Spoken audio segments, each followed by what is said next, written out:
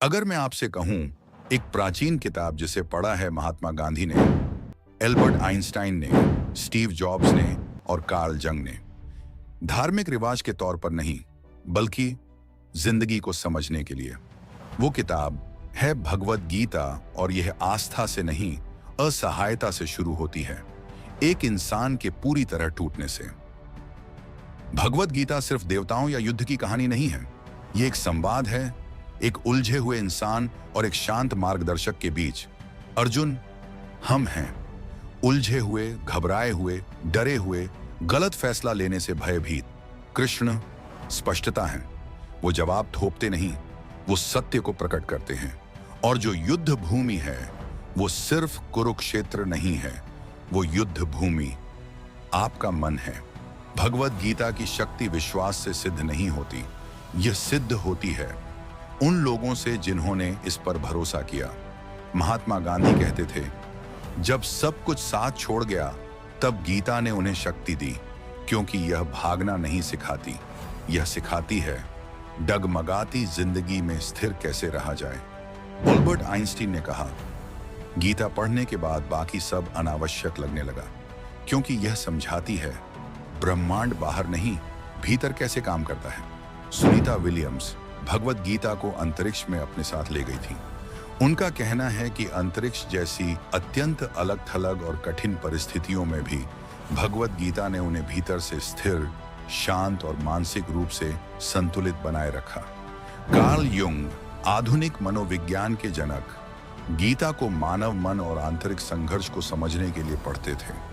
और Steve jobs हर साल गीता पढ़ते थे, यहां तक कि आईफोन लॉन्च करने से पहले वे स्पष्टता की तलाश में भारत आए। अलग अलग सोच, अलग अलग राहें, लेकिन किताब एक ही। गीता वास्तव में क्या सिखाती है, आइए इसे सरल भाषा में समझते हैं। 1. कर्म करो, फल की चिंता छोड़ दो। यह एक विचार लाखों लोगों को चिंता से बचा चुका है। आपके नियंत्रण में है आपका प्रयास, आपके नियंत्रण में नहीं है परिणाम। गीता सिखाती है कर्म पर ध्यान दो, फल अपने आप संभल जाएगा। 2.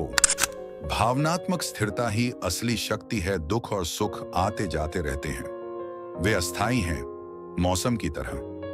गीता कहती है, अगर आप हर घटना के साथ ऊपर नीचे होते रहे तो पीड़ा कभी खत्म नहीं होगी। असली शक्ति है संतुलन। यह आध्यात्मिक बात नहीं है, यह मानसिक अनुशासन है। 3. आप अपनी नौकरी नहीं हैं, आप अपनी उपाधि नहीं हैं, आप अपनी असफलता नहीं हैं। जब पहचान टूटती है तो मन टूटता है।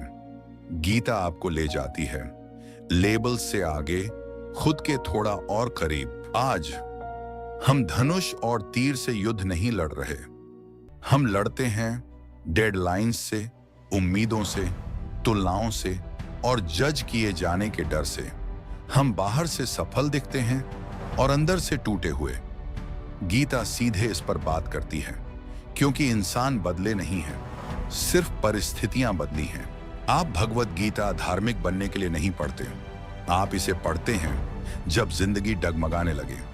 परफेक्ट बनने के लिए नहीं, अंदर से संतुलित रहने के लिए। गीता उन लोगों के लिए है जो बहुत सोचते हैं, जो थक चुके हैं, जो आगे बढ़ना चाहते हैं, जो टूट चुके हैं और जो खुद को ढूंढ रहे हैं। यानी यह हर इंसान के लिए है।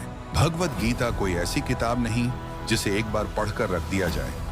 यह एक संवाद है जिसकी ओर इंसान बार बार लौटता है। आने वाले वीडियोस में हम गीता को अध्याय दर अध्याय समझेंगे, क्योंकि कभी कभी बस एक श्लोक पूरी जिंदगी का नजरिया बदल देता है। इस चैनल को सब्सक्राइब करें और हमारे साथ यह यात्रा शुरू करें।